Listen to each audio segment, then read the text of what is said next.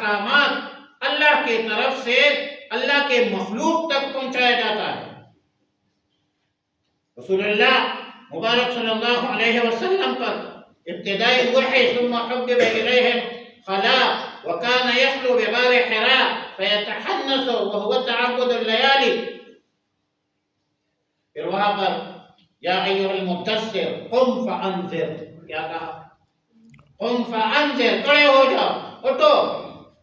رسول اللہ مبارک صلی اللہ علیہ وسلم نے مدثر چادر لپیٹا ہوا تھا، وحی غار حراء میں جو وحی آئی تھی، فرمایا دثرونی دثرونی فزملوہ۔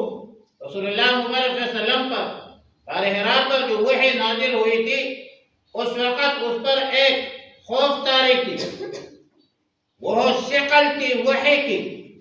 تو رسول اللہ مبارک صلی اللہ علیہ وسلم جب گھر تشریف لائے تو خدیجہ الکبریٰ رضی اللہ تعالی عنہ کو کہا کہ دثرونی دثرونی زملونی زملونی فزملوہ،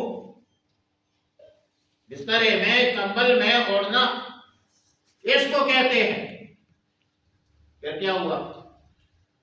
پھر اللہ تعالیٰ نے فرمایا کہ نہیں اٹھے، تم کا معنی کیا ہے؟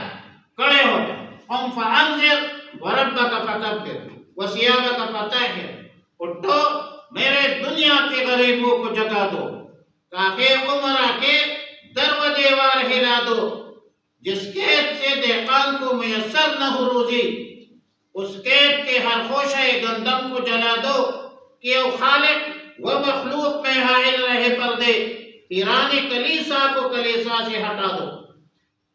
پیرانی کلیسا کیا کہا؟ پیرانی کلیسا کو کلیسا سے ہٹا دو، میں ناخوش و بیزار ہوں، مرمر کے سلوں سے میرے لیے مٹی کا حرم اور بنا دو۔